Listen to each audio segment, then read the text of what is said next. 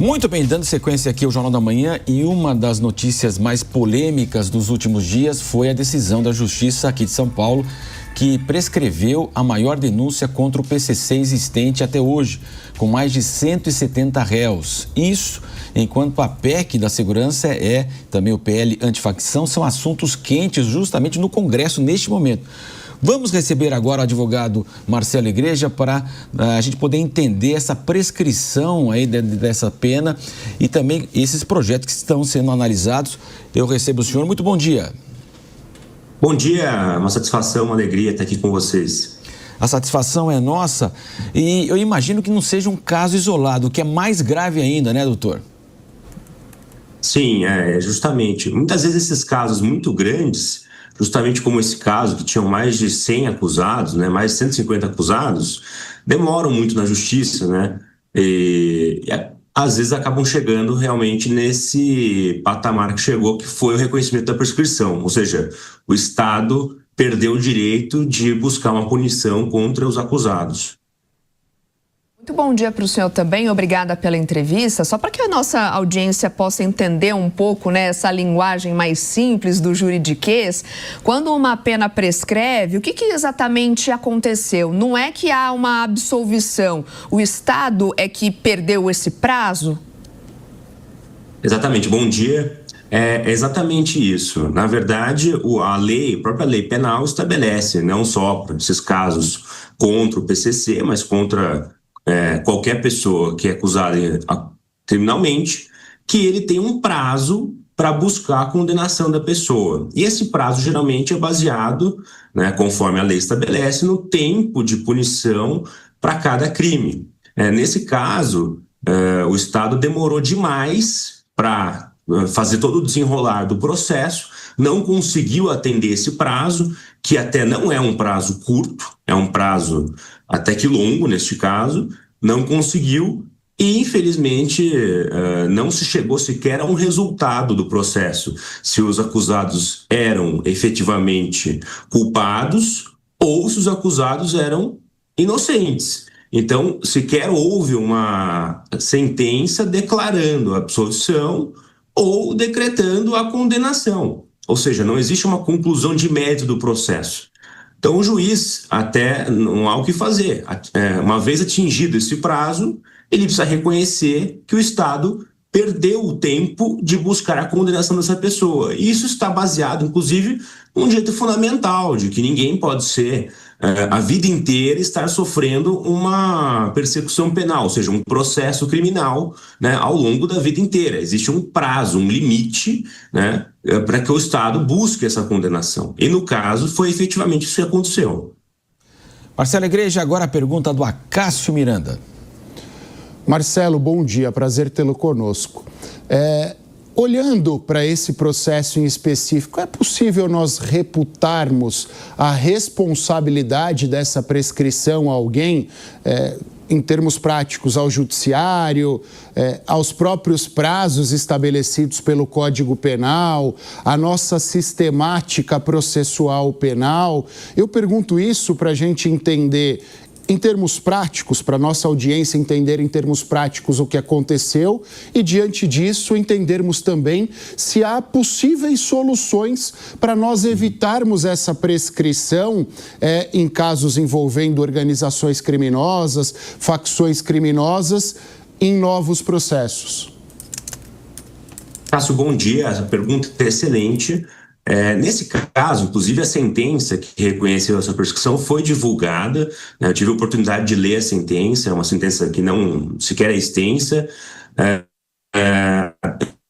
O que houve, na verdade, né, o próprio juiz relata isso no caso, é que a denúncia foi apresentada em 2009, ou seja, já faz muitos anos, e que uma parte ali dos acusados sequer teve essa denúncia recebida. O que significa isso? Eram mais de 170 acusados, uma parte deles, até uma parte menor, 15 acusados, salvo engano, não tiveram a denúncia sequer recebida, ou seja, a acusação inicial não foi recebida contra eles, o que é natural, que muitas vezes um juiz, lendo ali a acusação, compreenda que sequer é o caso de processar uma parte daqueles acusados porque não tem os requisitos que a lei prevê, como, por exemplo, uma prova mínima para sustentar a acusação, ou eventualmente de que aquelas pessoas não participaram daquele fato, né? Ou seja, não existe uma prova mínima de participação naquele fato denunciado, assim por diante. Então, uma parte daqueles acusados sequer teve a denúncia recebida. Isso ensejou um recurso por parte do Ministério Público. Esse recurso demorou muito tempo, infelizmente, para ser julgado, né?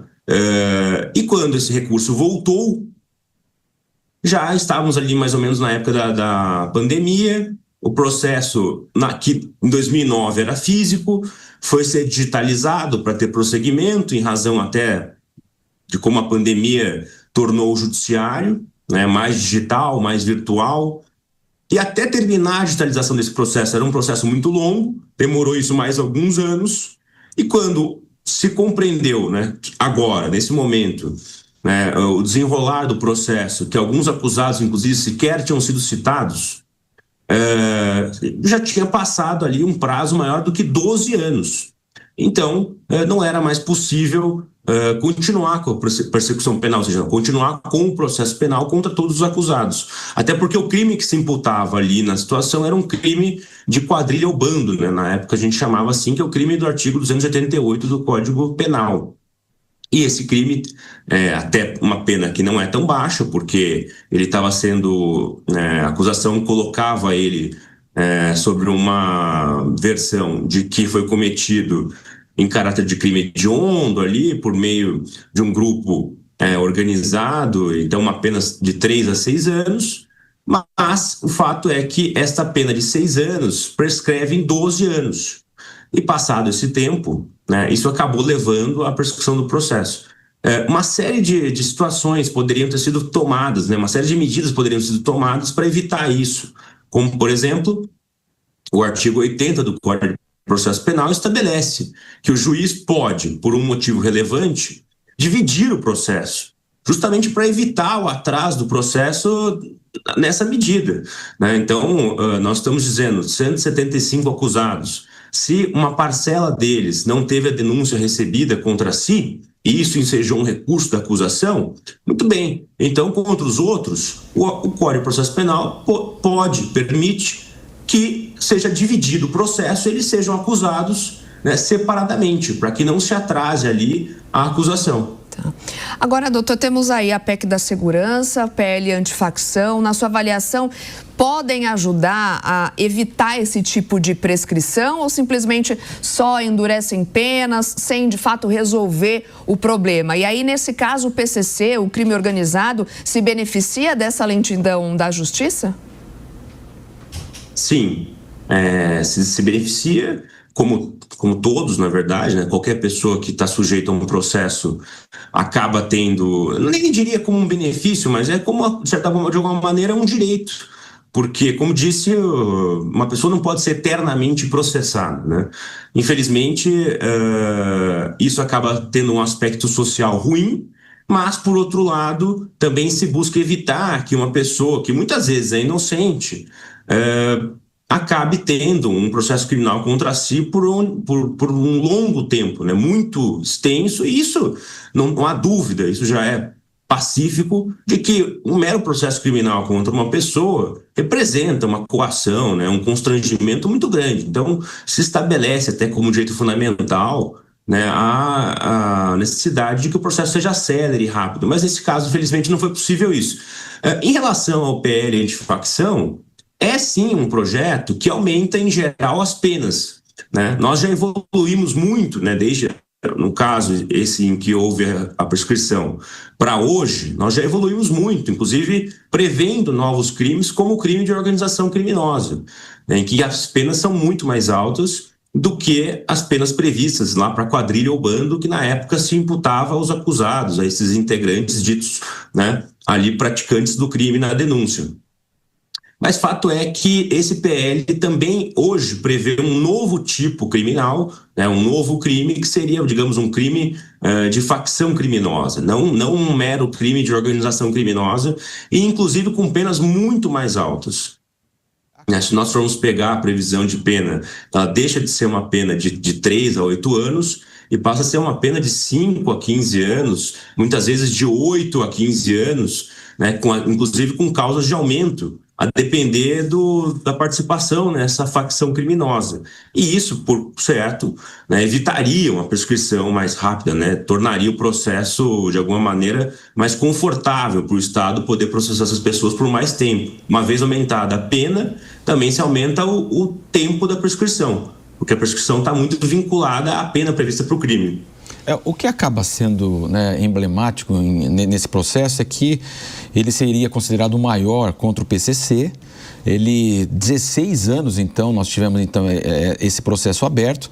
Houve a prescrição lá na Justiça de Presidente Venceslau, portanto, envolvia o Marcola. Então, quer dizer, no Marcola tem outros inquéritos e outras penalidades. Agora são 174 réus. Será que todos, uma grande parte vai ser beneficiada também, portanto? No caso do Marcola, ele tem outros inquéritos, evidentemente, outras penalidades, mas os líderes principais podem sair aí até da cadeia?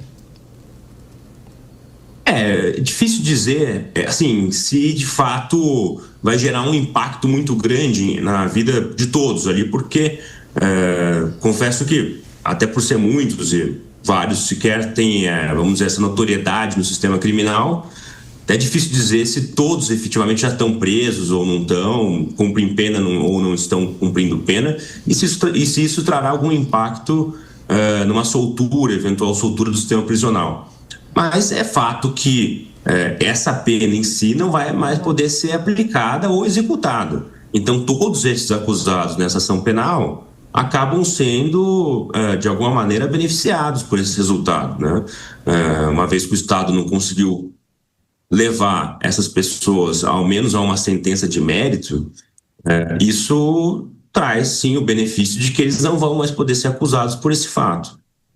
Conversamos então com o advogado Marcelo Igreja aqui no Jornal da Manhã. Muito obrigado pela participação do senhor. Bom dia.